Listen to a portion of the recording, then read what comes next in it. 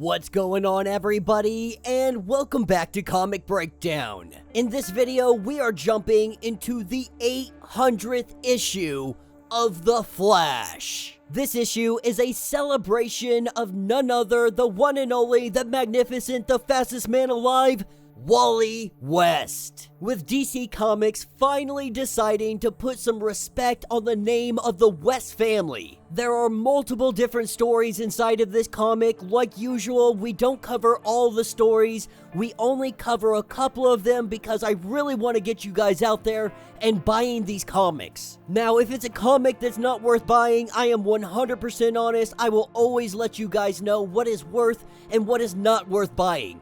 At least from my perspective. When it comes to the Flash stories, I have always been 100% about buying these comics. I was a little skeptical on Jeremy Adams taking over for Joshua Williamson, but so far Jeremy Adams has been knocking it out of the freaking park.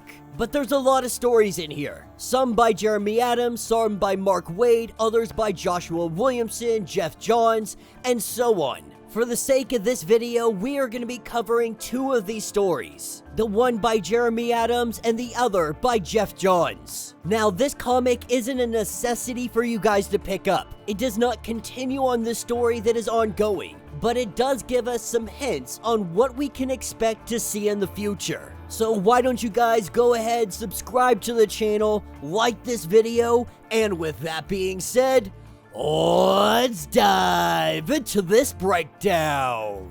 Alright gang, so as we dive into issue number 800, we are picking up with some low-level thugs. And these villains just recently robbing some places from their respected communities or their respected cities. Right now, they're discussing what cities are the best one to hit with the best opportunity of actually being able to escape. Now, obviously, Gotham is brought up, but Gotham is so chaotic. It is so crazy there that you don't even want to take the chance, and you definitely don't want to get caught in Gotham City. When it comes to Metropolis, it's not Superman that everyone is necessarily scared of. While he is probably one of the most dangerous, he could probably take you down probably the quickest. It's all the other stuff in Metropolis you have to worry about. Whether it's a monster attack, an alien attack, giant robots, whatever the case may be, you could be cracking a safe and then some kind of 20-foot monster squishes you. Coast City seems to be a relatively good place to rob.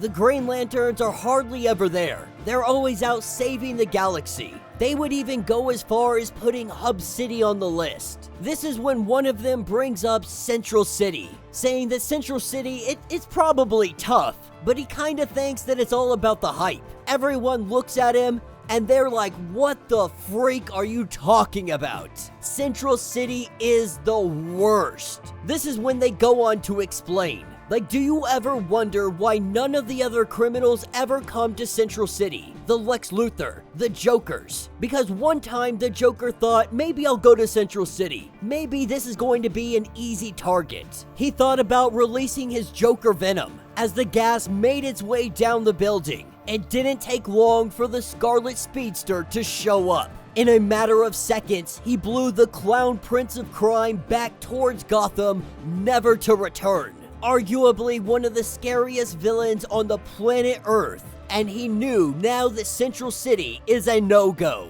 The Condiment King one time thought he was going to be able to rob the Central City Bank, only to find himself seconds later in the middle of freaking desert in Africa. Took him almost a year to get back home. And then there is the Flash's kids. The first one called Surge, arguably as strong as Superman. Or at least that's what the villains think. And then there's Thunderheart, the daughter of the Flash. She'll hit you all over the place, she'll hit you 90 times. And then she'll give you a wedgie just for the giggles. Not to mention the old man Flash, Kid Flash, the other Flash. There are so many speedsters in Central City and Keystone. That would be like walking into a bee's nest and thinking that you can steal their honey without getting stung.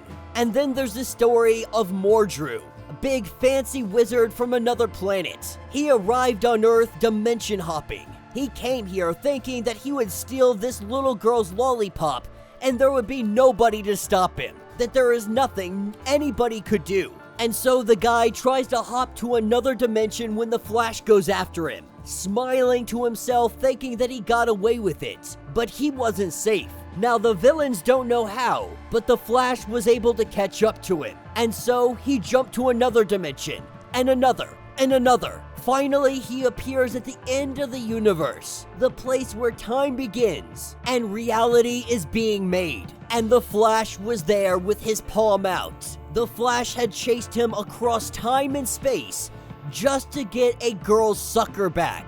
Mordru was never the same after that moment. And what's even worse, now we can mention the Rogues, but they say that the Rogues are absolutely freaking insane.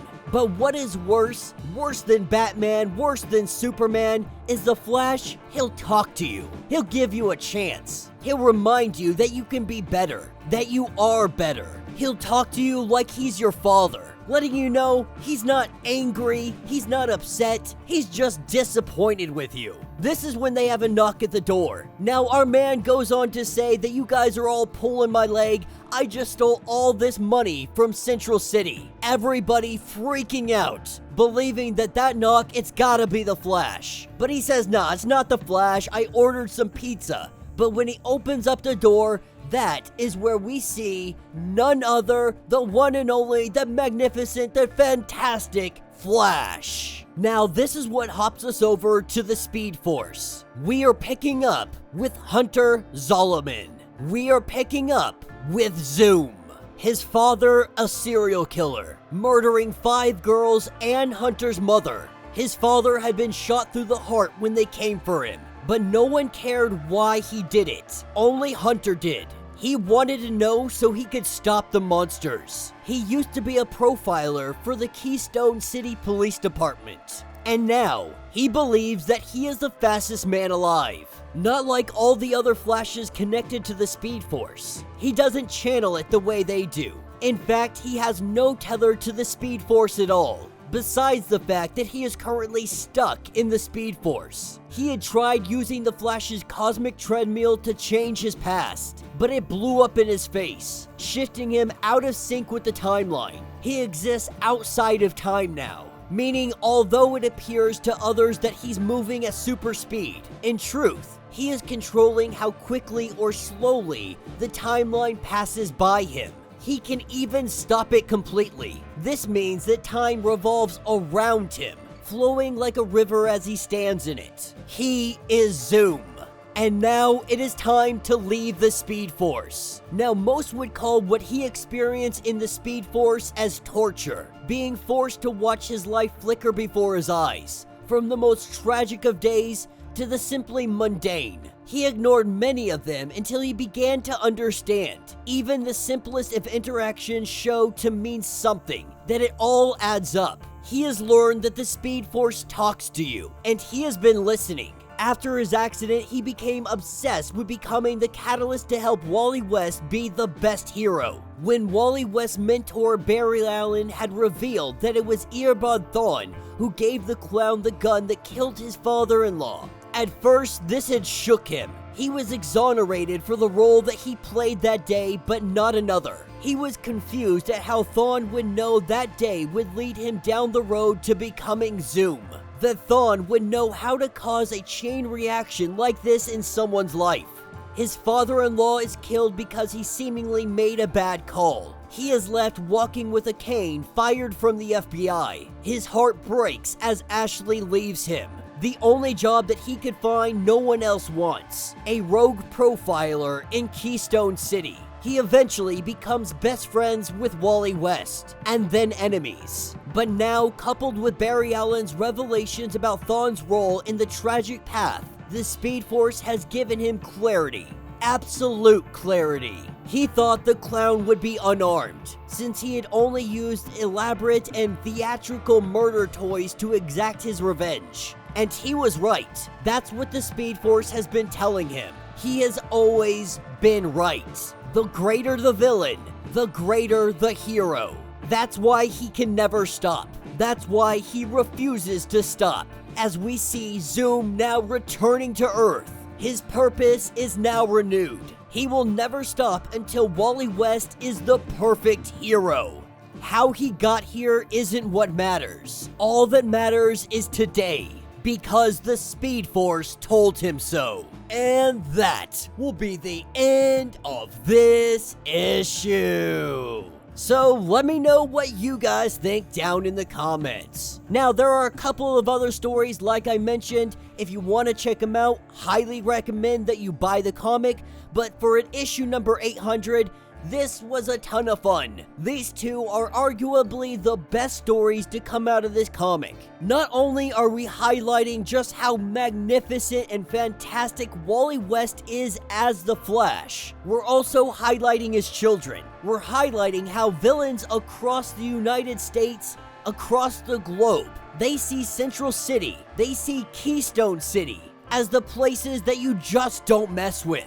That yeah, the rogues are out there and they're doing their thing.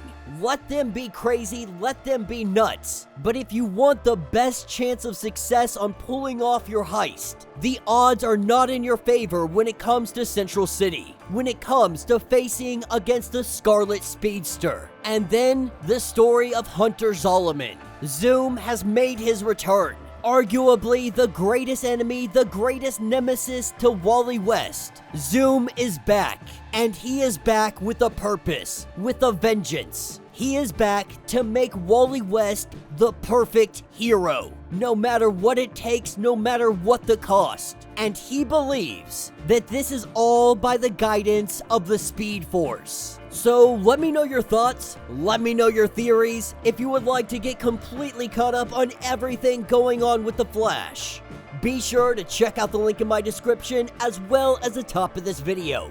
It will get you completely caught up on everything going on with this series. If you would like to support the channel, you can always do so by joining the channel membership. Much like Patreon, having multiple different tiers, from $1 to $50, from loyalty badges to comics every single month. Not only would you be helping out the channel tremendously, but you're getting tons of perks in the process. If you're unable to do this, do me a favor, subscribe to the channel, like this video, hit that notification bell, and with that being said, until the next breakdown.